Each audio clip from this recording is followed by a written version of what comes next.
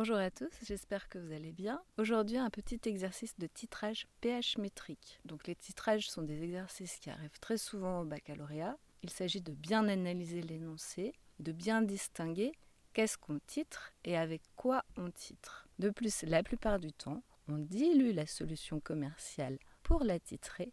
Et donc pour avoir accès à la concentration de la solution commerciale, il faut prendre en compte le facteur de dilution. On nous parle de l'ammoniac.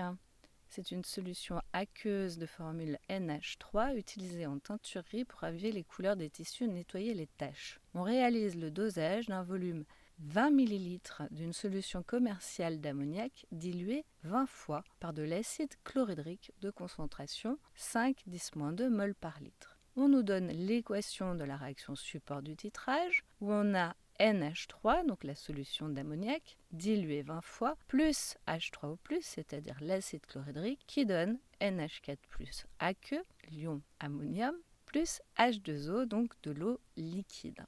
On constate ici qu'il s'agit d'une équation acide-base qu'on aurait pu nous demander de trouver.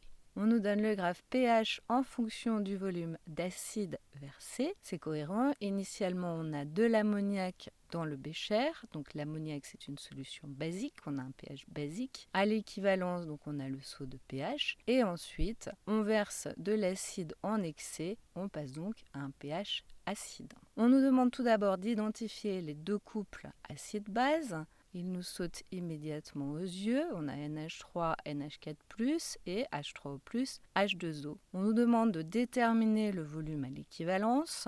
On utilise ici la méthode des tangentes parallèles.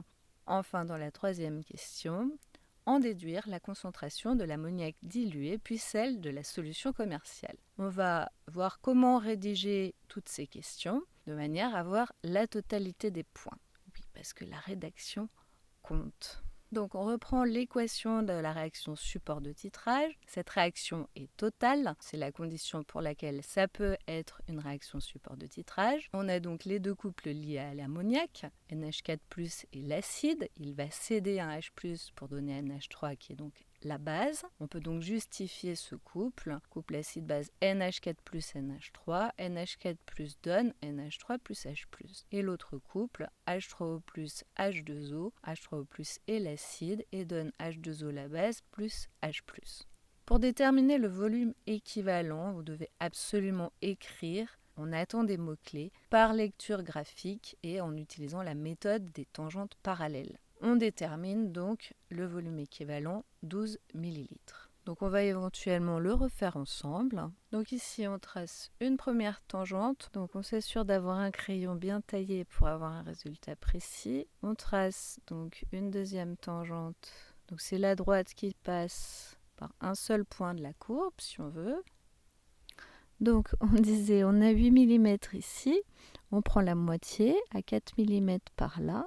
Je vais pouvoir tracer une droite parallèle aux deux autres.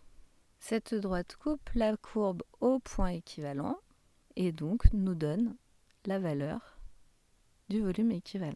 On lit simplement le volume équivalent qui est de 12 millilitres. On fait bien attention aux unités. Enfin, pour la dernière question, où on nous demande de trouver la concentration de la solution d'ammoniac commerciale, je recommande de faire un petit schéma au brouillon où on met donc dans la burette qu'on a la solution d'acide chlorhydrique, la concentration donnée dans l'énoncé, le volume équivalent qu'on vient de déterminer, donc c'est ce qu'on va verser exactement d'acide chlorhydrique, et dans le bécher, on a 20 ml de solution d'ammoniac dilué 20 fois. Donc comme ça c'est écrit, on s'en rappelle et on n'a pas besoin de revenir au début de l'énoncé. Rappelons-nous que dans les sujets du baccalauréat, un sujet moyen c'est entre 12 et 15 pages. Donc on attend une phrase à l'équivalence, les réactifs sont versés en proportion stoichiométrique. Ça veut dire quoi les proportions stoichiométriques ? Ça veut dire qu'on a versé exactement la quantité d'acide chlorhydrique nécessaire pour faire réagir entièrement tout l'ammoniac qui était initialement présent dans le bécher. On a donc besoin de se référer à l'équation support de titrage qui était donnée, NH3 plus H3O+, donc les proportions stoichiométriques ici, c'est 1 1. Si j'ai 1 mol d'ammoniac dans le bécher, il me faudra verser 1 mol de H3O+, pour qu'elle réagisse entièrement. Donc j'ai écrit ce que ça signifie. À l'équivalence, les réactifs sont versés en proportion stoichiométrique, c'est-à-dire la quantité de matière de NH3 initialement présent égale la quantité de matière de H3O+, versée à l'équivalence. Une quantité de matière, c'est une concentration fois un volume. On écrit donc C de NH3, attention, c'est la solution diluée, fois le volume qu'on avait initialement, est égal à Ca, la concentration en acide, fois le volume équivalent, le volume versé. Ce qu'on cherche, c'est la concentration en ammoniac dilué. Donc on résout simplement Ca fois V équivalent divisé par V. Cette concentration est en mol par litre, ce volume est en millilitres, on pourrait éventuellement le convertir en litres.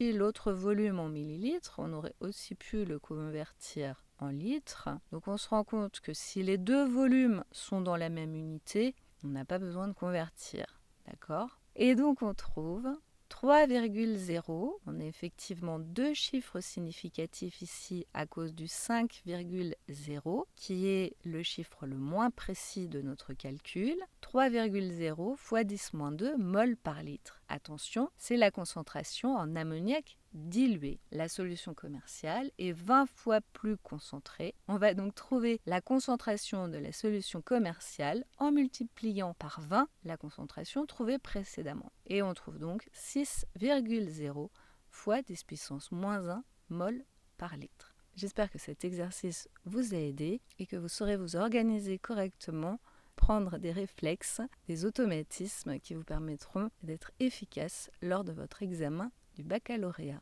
Merci beaucoup.